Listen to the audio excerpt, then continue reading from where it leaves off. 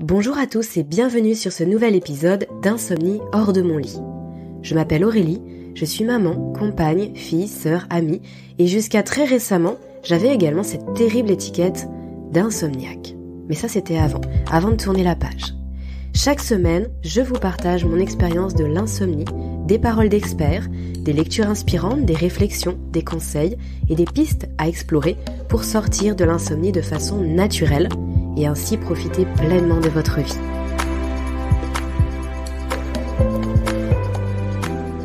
Cette semaine, chez moi, j'ai eu des gros soucis de chaudière, ce qui s'est traduit par une absence complète de chauffage pendant 2 jours ou à l'inverse, pendant 2 jours, des radiateurs qui se mettaient à chauffer de façon complètement anarchique et en particulier la nuit, ce qui a généré pour moi de gros soucis de sommeil.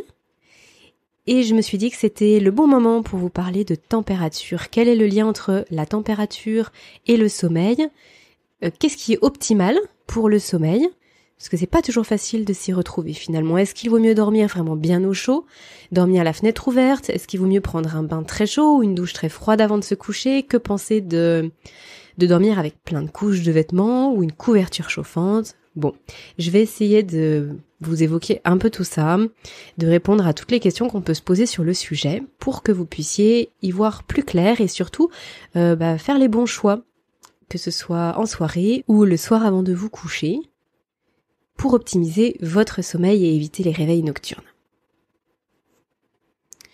Alors, les études sont unanimes sur le sujet, il y a bel et bien un effet de la température sur notre sommeil.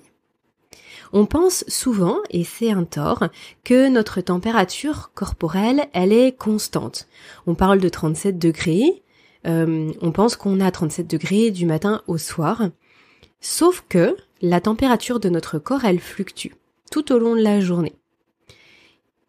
Il y a une différence de température entre le jour et la nuit, qui équivaut à peu près à 1 degré. Donc 1 degré d'écart entre la température du corps vers 17h et celle que nous avons à 5h du matin.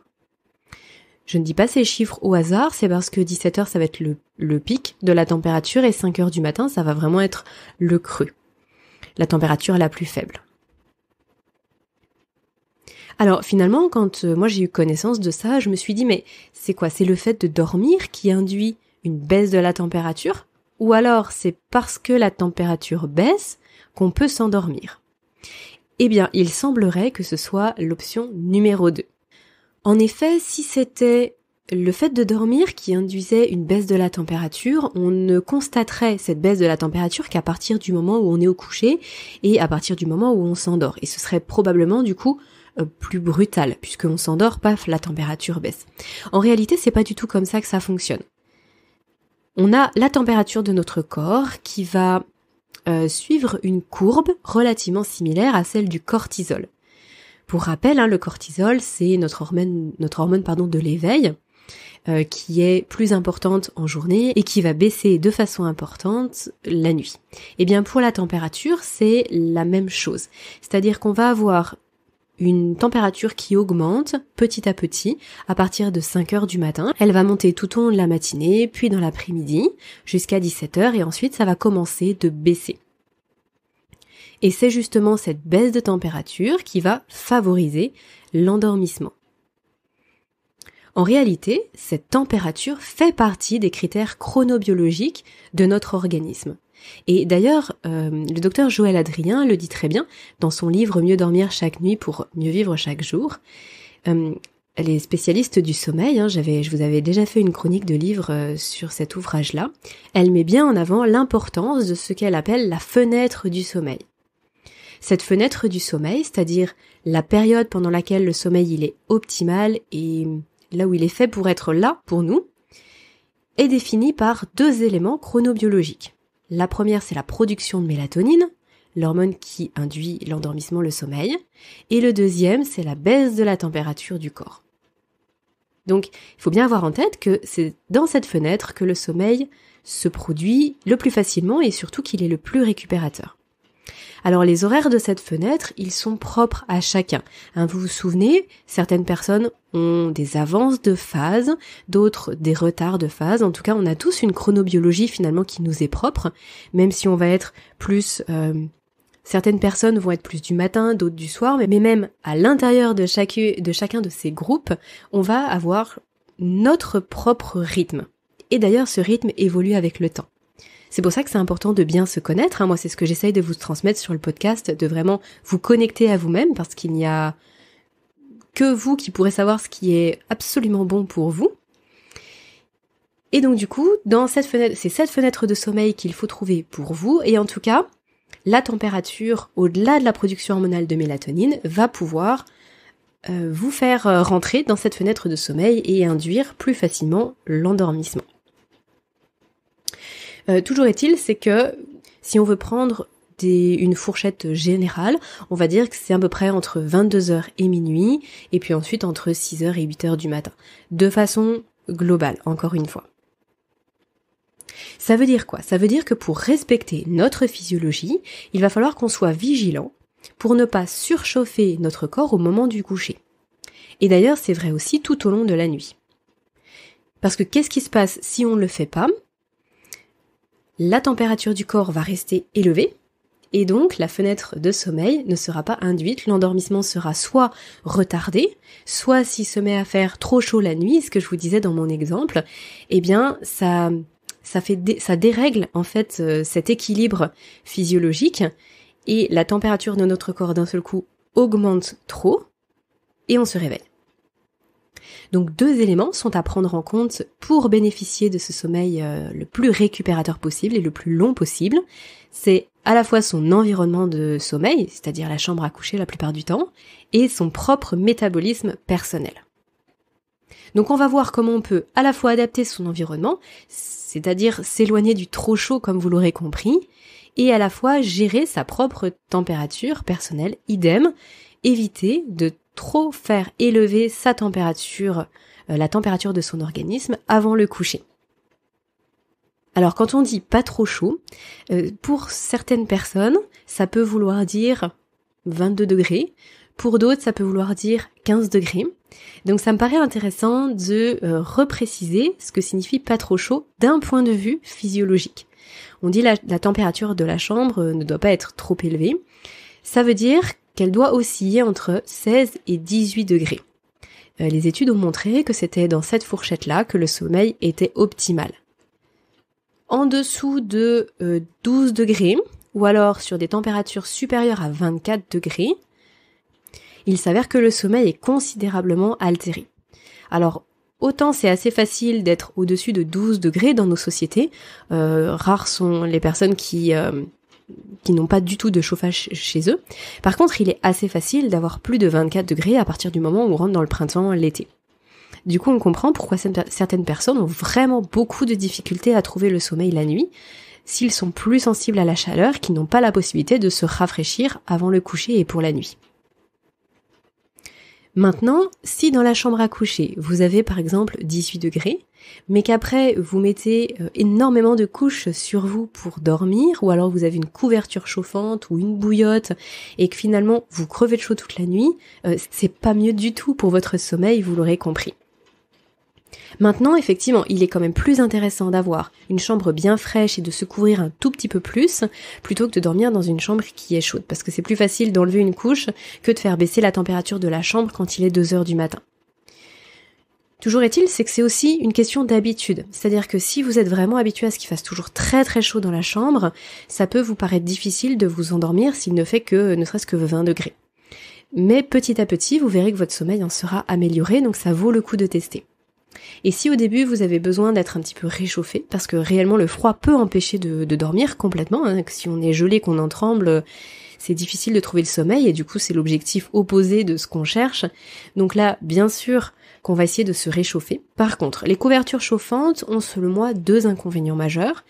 La première, c'est que malgré tout, ce sont des couvertures dans lesquelles circule un courant électrique pour que ce soit chauffé. Et je ne trouve pas que ce soit optimal d'être en contact direct comme ça avec un appareil électrique pendant 8 heures d'affilée. Et le deuxième point, c'est que la couverture chauffante, du coup, elle va chauffer de façon uniforme des heures durant. Or, comme je vous le disais, la température, elle fluctue et elle baisse jusqu'à 5 heures du matin. Donc ça peut demander beaucoup plus d'efforts à votre corps de réguler cette température, alors que la couverture chauffante, elle continue de le maintenir surchauffé finalement. C'est pour ça que la plupart du temps, je recommande les bouillottes. L'avantage de la bouillotte, c'est que ça va être déjà plus localisé au niveau des pieds, c'est souvent là où on peut avoir froid quand on va se coucher. Et puis surtout, la température de la bouillotte, elle ne reste pas toute la nuit identique. Ça décroît. La bouillotte, elle est très très chaude quand on la fait, et puis heure après heure, elle tiédit. Et du coup, ça accompagne la courbe de notre température à nous. Finalement, c'est plus physiologique.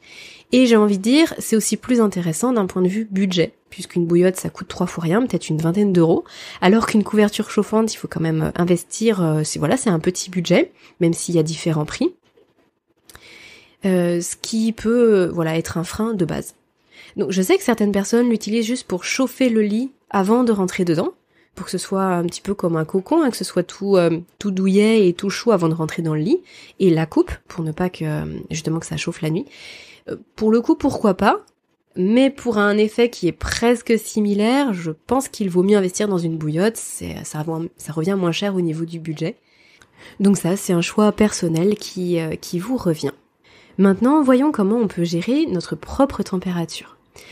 Alors, il n'y a pas énormément de facteurs à prendre en compte qui peuvent vraiment augmenter la température de son organisme. Ça va être l'activité physique, dans un premier temps, les douches, les bains, et puis éventuellement les moments de couple.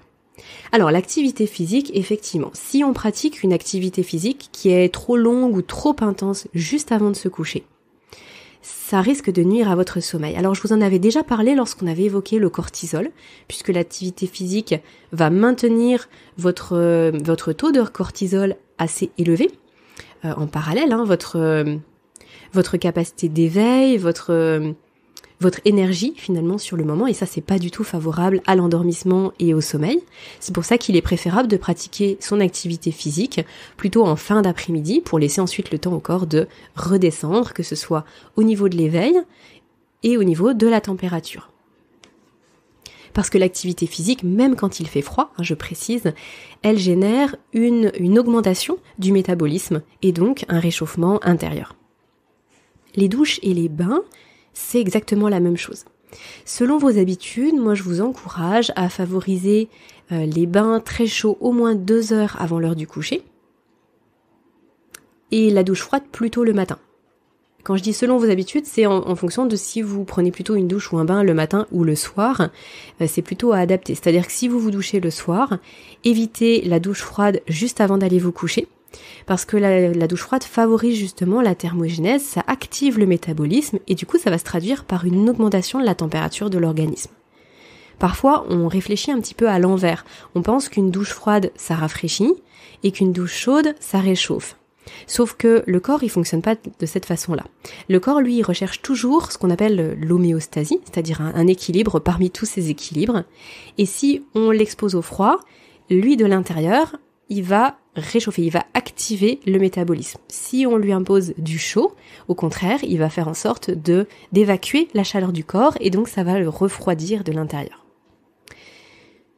Sauf si bien sûr c'est trop important et que le corps ne peut pas gérer. Donc par exemple un bain très très chaud qui serait juste avant le coucher où on resterait par exemple une demi-heure dans un bain très très chaud, là ça va réchauffer le corps parce qu'il ne va pas pouvoir justement se rafraîchir.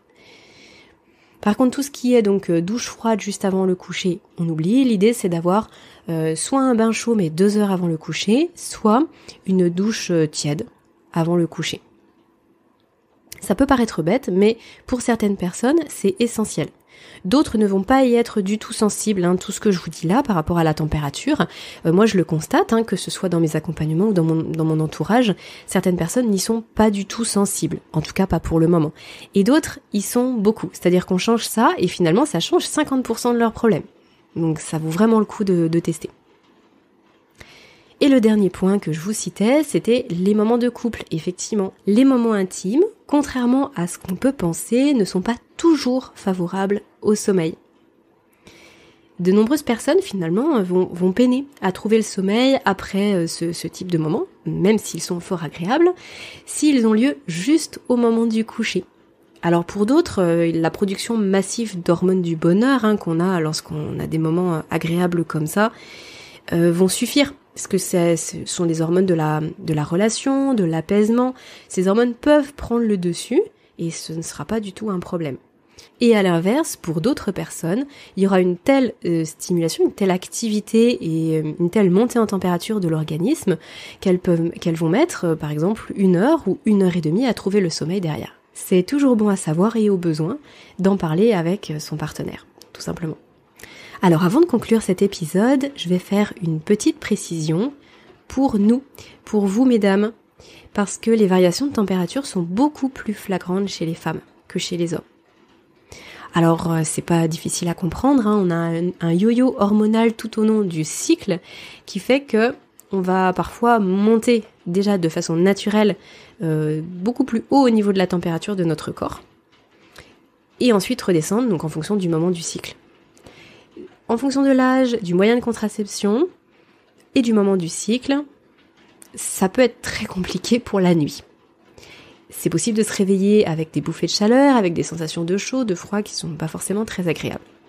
Pour pallier à ça, moi je vous conseille d'anticiper ces quelques jours, déjà d'être connecté vraiment à vous, de noter finalement, on peut noter dans un petit carnet comment on se sent par rapport à la température. Si on fait ça 2 ou 3 mois d'affilée, on va voir qu'il y a des schémas qui se reproduisent chaque mois. Et du coup, d'anticiper un maximum, d'adapter sa tenue, d'adapter sa couette, d'ouvrir la fenêtre, de prendre un verre d'eau. Bref, pour être le moins gêné possible. Sachant que avec la ménopause, forcément, les bouleversements hormonaux sont encore plus flagrants et ça ne joue pas en notre faveur. Les changements de température peuvent être vraiment très pesants et sont souvent source d'insomnie, en tout cas de réveil nocturne, pour les femmes ménopausées. Ce qu'il faut savoir, bien sûr, c'est que l'hygiène de vie en général permet de réguler le système endocrinien et du coup d'estomper un petit peu tous ces symptômes-là. Et puis, il y a certains traitements, certains traitements à base de plantes, bien sûr, j'entends, qui peuvent être très efficaces à traverser cette période de la vie. Donc ça peut valoir le coup de creuser un petit peu. Dans tous les cas, l'idée c'est d'éviter tout autre stimulus, tout risque de réveil nocturne qui viendrait en plus des changements de température, augmenter les risques de réveil et puis diminuer la qualité du sommeil. Voilà ce que je souhaitais vous partager sur la température et le sommeil. C'est souvent un élément qui est négligé. Je vous encourage vivement à mettre un petit thermomètre dans votre chambre à coucher pour savoir quelle température est votre chambre, de veiller à ce qu'il y fasse frais, à ce que vous ne soyez pas trop couvert, à ce que la chambre soit aérée très très très régulièrement. Ça contribue aussi à ce que l'air soit sain et à ce qu'on dorme mieux. Et parfois, grâce à des petites actions comme ça du quotidien, on améliore grandement son coucher ou alors on favorise son endormissement. Mais finalement, gagner ne serait-ce qu'une demi-heure par nuit de sommeil parce qu'on arrive à s'endormir plus tôt, c'est énorme. C'est énorme sur la nuit déjà, sur la semaine et semaine après semaine. Ça aide vraiment votre corps à mieux récupérer. Voilà, cet épisode touche à sa fin. Si le contenu que je vous propose sur le podcast vous aide à cheminer vers un sommeil plus serein et à vivre mieux, alors je vous invite à le noter tout simplement et à m'offrir 5 petites étoiles. Cela soutient vraiment mon travail et m'encourage chaque semaine à vous proposer ce contenu gratuit. Alors merci beaucoup, à mercredi pour celles et ceux qui reçoivent ma newsletter hebdo et sinon à vendredi pour le prochain épisode. Et d'ici là, prenez bien soin de vous.